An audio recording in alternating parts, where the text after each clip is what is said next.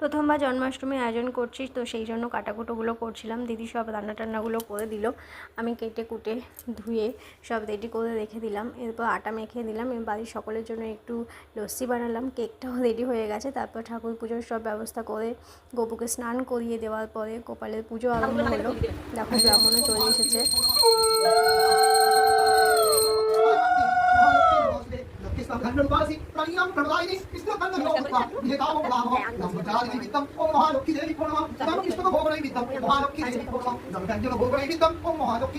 এই যে দিদি সব রান্না করে দিয়েছে।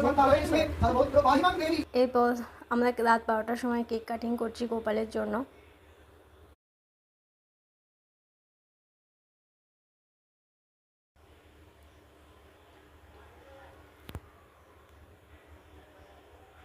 গোপালের কেক কাটিং করার পরে গোপালকে একটু কেক প্রসাদ আমরা দিলাম, দিয়ে একটু মজা করলাম। তারপরে কেকটা সবাইকে কেটে দেওয়া হলো অল্প অল্প করে।